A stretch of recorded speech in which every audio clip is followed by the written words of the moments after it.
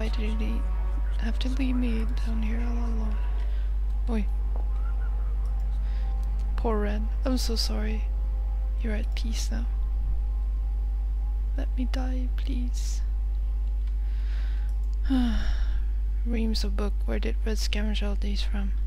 There's everything from survival manuals to the collected works of Shakespeare and Kant's ethics. If this was how he spent his time, no wonder he spoke so strangely. He must have led a lifetime of misunderstanding.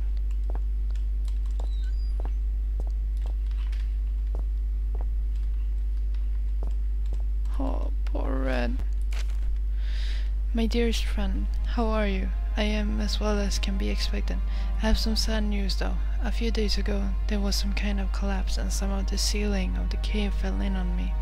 What scares me is that I was in an off-limits part of the mine.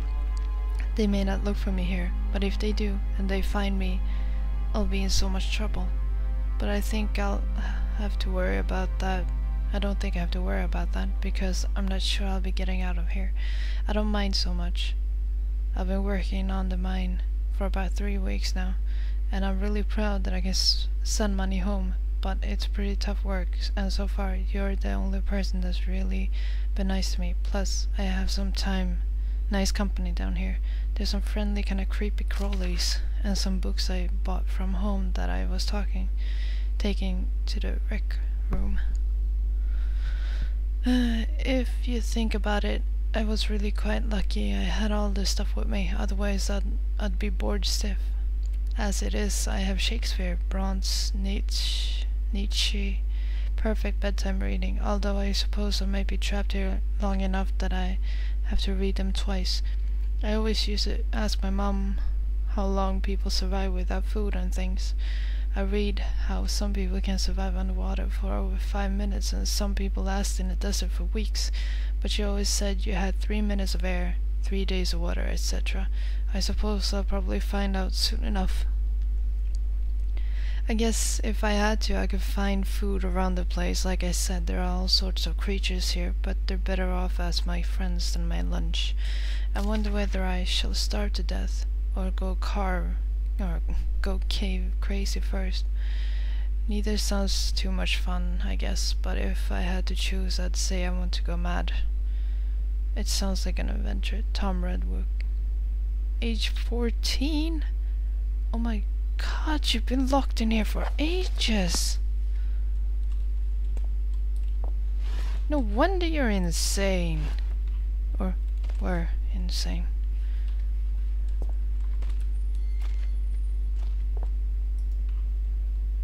Leaving out how Red managed to catch and kill this thing, it's quite clearly inedible. Poor guy must have been close to starving to death.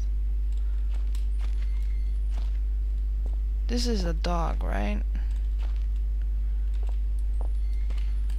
We can close this thing again. Loose! There we go. It smells like a sewer. How did Red sleep on this? Maybe he just didn't sleep.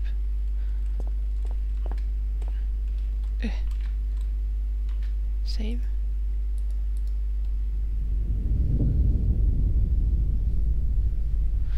The change on his arms are visible now.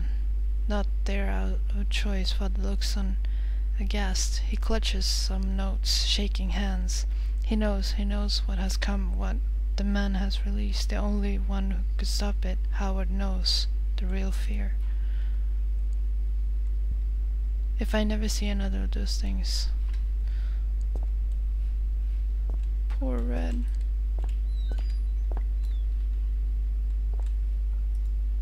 Jesus, from the stench I think this may have been his toilet. How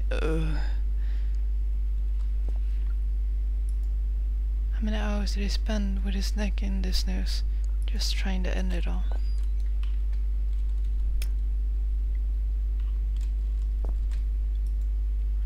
No wonder he was getting hungry. What a final meal. Rations slug. Still, knowing Red, perhaps he enjoyed them. He might have.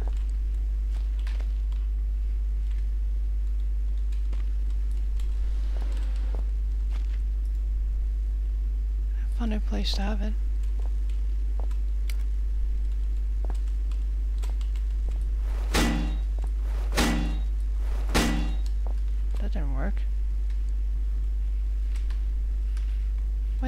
this room?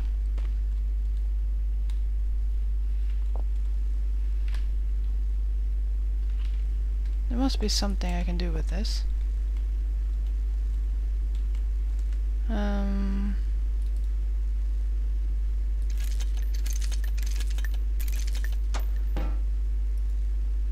Electrics, maybe running out to the door.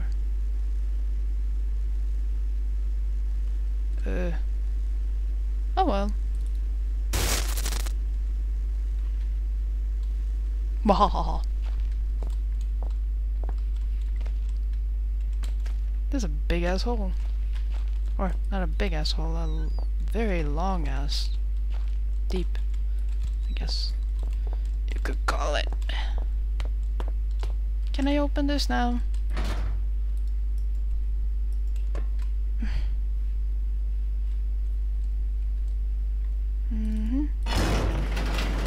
As I stepped into the mouth of the underground facility, there should have been questions, fears, doubts running through me. Instead, I was torn in two. Part of me, I felt, had died, along with my only ally and friend.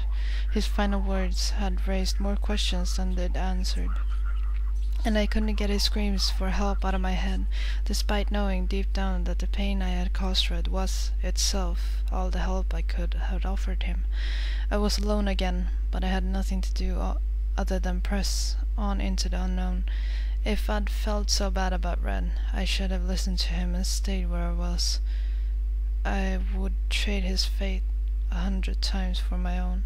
The other side of me was looking forward to what might await me in my continued journey. I felt sure that I would soon find some clue or other to my father's fate, and that he was inextricably linked to everything that has happened. I also could help but suspect that everything I had seen up until that point was just symptomatic of whatever lay beyond this threshold.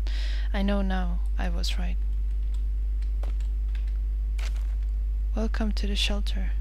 Established 1973. Elevated case 4, Chief Staff 6, lowercase 39, temporary 8, total population 57. Key members. Pierre Dern. Wait. Chief Translator. Howard. Present. Last updated 1802-2000. Please have your identity documented.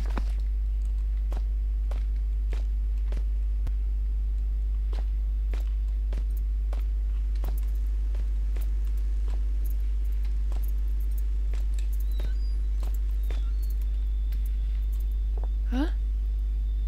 Who's that?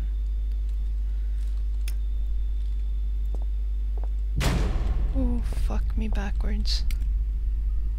Oh, fuck me backwards. No, no, no, no, no, no!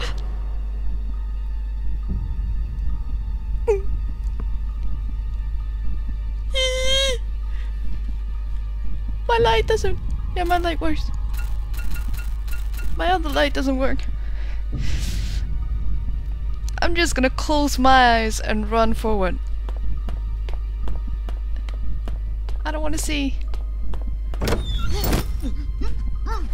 What happened? I didn't see! I was closing my eyes. With that, the man who had first descended into the mine was no more, and so began my next chapter. To be continued.